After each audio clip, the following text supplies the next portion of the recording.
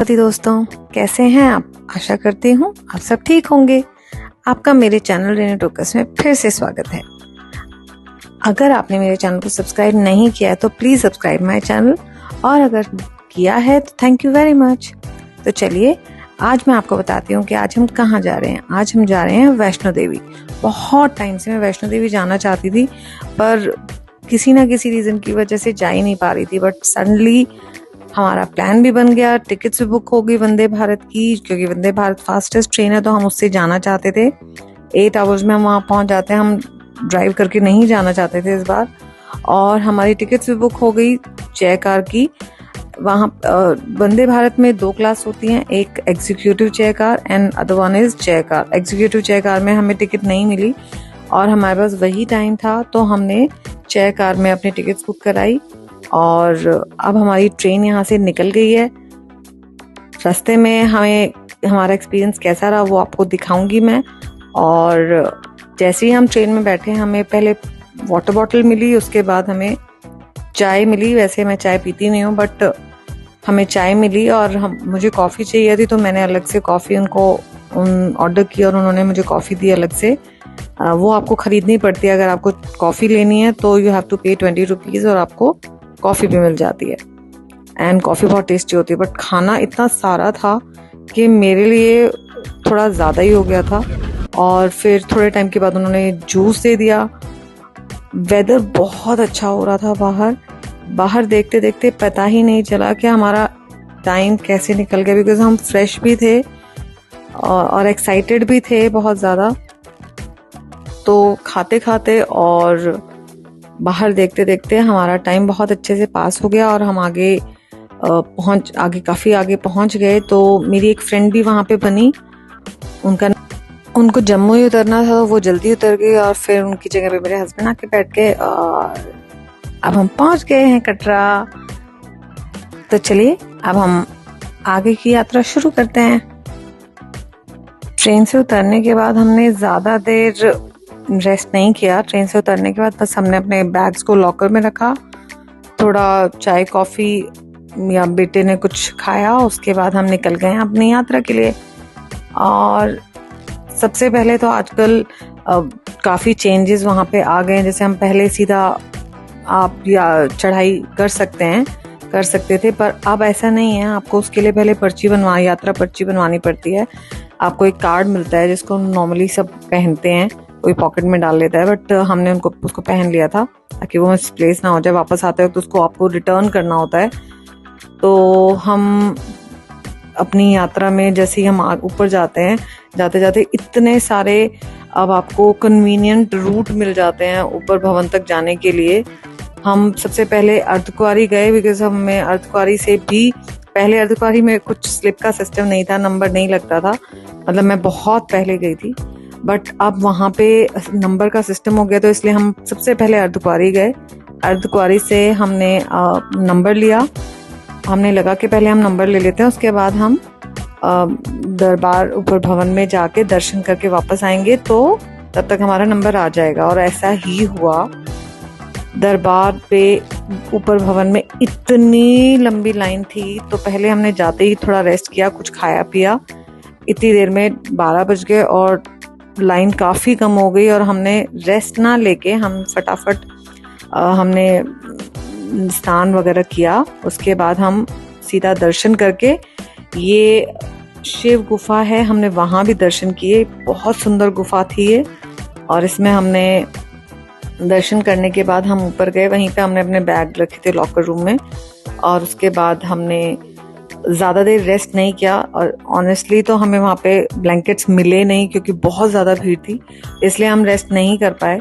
तो हमें लगा कि हम इधर उधर अनलेस अपना अननेसेसरीली टाइम वेस्ट ना करते हुए, क्योंकि हम जैसे ही हमने नहाया, दर्शन किए, हम बिल्कुल फ्रेश फील कर रहे थे।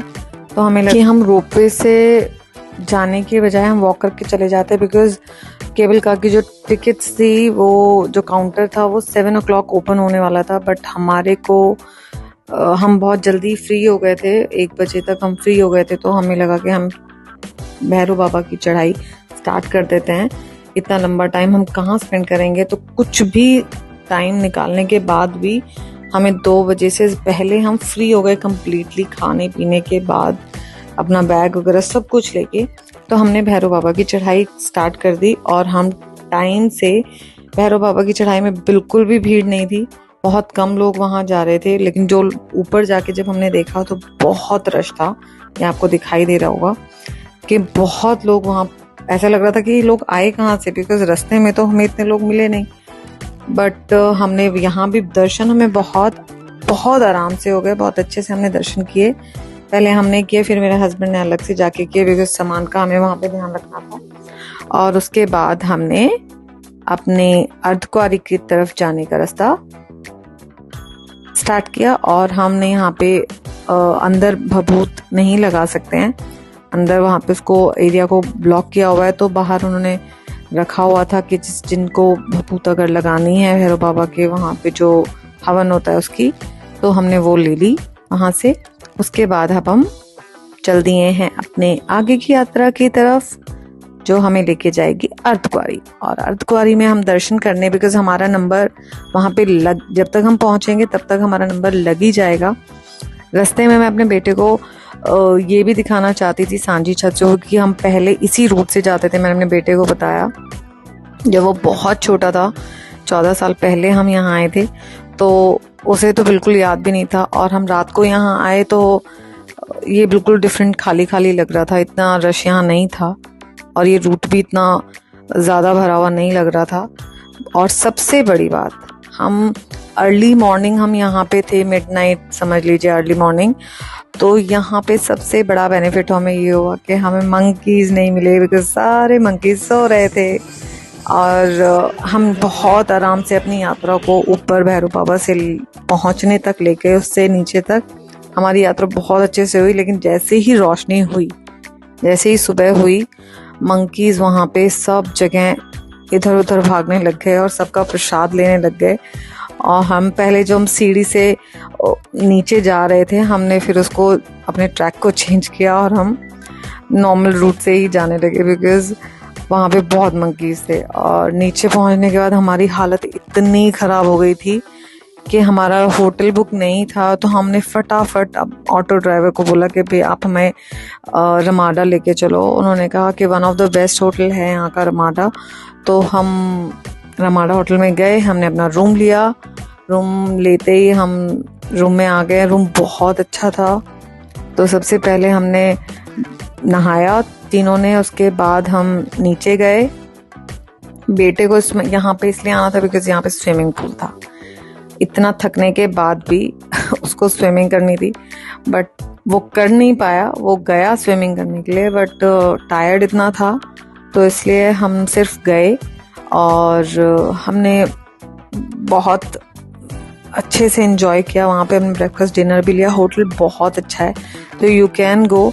आप अगर जाएंगे तो सर्विसेज वहाँ की बहुत अच्छी हैं। लंच डिनर हमने दोनों लिया था। डिनर हमने लिया था, लंच से तो हम लेट ही पहुँचे थे, तो हमने लंच के लिए तो हम बेटे ने पिज़्ज़ा ही मंगाया था। बस इतनी देर में डिनर का टाइम हमारा हो जाने वाला था, तो हमने नहीं लिया। वैसे हमने डिनर और ब्रेकफास्ट दोनों यहाँ पे लिया था। तो आप कभी भी आप यहाँ जा सकते हैं, जब भी आप वैष्णो देवी जाएँ तो आप एक बार ट्राई कर सकते हैं। बहुत अच्छा होटल है। इसके पास बाहर ही हमने, यहीं पास में एक शॉप थी, हमने वहीं से प्रसाद लिया और हमारी यात्रा को हमने यहीं पे फिर फिनिश किया। उसके बाद हमारी जो नेक्स्ट डे हमें वहाँ पे जाना था अपने ट्रेन पकड़ने के लिए, तो वो भी इन्होंने ड्रॉप हमें बोल दिया था कि स्टेशन तक हम आपको ड्रॉप कर देंगे।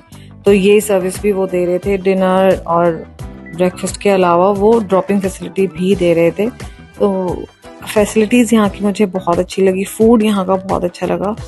एंड जो स्टाफ है वो तो बेस्ट था यहाँ का। हर कोई all the time they have smile on their face. और खाना, सबसे अच्छी बात कि मैं वेजिटेरियन हूँ, तो मुझे यहाँ पे बहुत मज़ा आया। सब कुछ आपको नॉनवेज नहीं मिलेगा, और वेज था। लहसुन किसी चीज़ में नहीं था, तो लहसुन प्याज के बगैर यहाँ पे सब्जियाँ बनाई हुई थी। तो बहुत अच्छा लगा खाना देख के। अर्धकुंवारी में तो आपको मैकडॉनल्ड्स भी मिलेगा और पिज़्ज़ा हट, डोमिनोज आई थिंक वो भी था। सब कुछ आजकल हर जगह है, बट फिर भी ये चीज़ बहुत सोच समझ के वहाँ पे की जा रही है कि ये आम माता का दरबार है। तो यहाँ पे आप कोई भी जैसे वेज ही रख सकते हैं। वहाँ पे सब कुछ लहसुन वगैरह का, गार्लिक ब्रेड वगैरह वहाँ नहीं मिल रही थी, अनियंस नहीं था। तो खाना मैं अगर कहूँ तो अर्धकुंवारी में अब बहुत कन्वीनियंट हो गया है, हर किसी के लिए कुछ भी आपको मिलेगा। आप जो खाना चाहते हैं वो आप इजीली मिल सकता है। तो चलिए आज मैं अपना ये व्लॉग अपनी यहीं ख़त्म करती हूँ। आपको अगर ये व्लॉग पसंद आया हो तो प्लीज़ कमेंट, शेयर और सब्सक्राइब ज़रूर करिएगा। और आपकी यात्रा अगर आपने की है अभी रिसेंटली में तो कब की है और आपकी यात्रा कैसी रही तो वो भी आप मुझे बताइए। मैंने ये यात्रा अक्टूबर में की है। आपकी यात्रा आपने कब की और आपका एक्सपीरियंस कैसा रहा वो प्लीज़ मेरे साथ शेयर ज़रूर कीजिएगा। तो फिर मिलते हैं नेक्स्ट व्लॉग में। Bye bye. जय माता दी।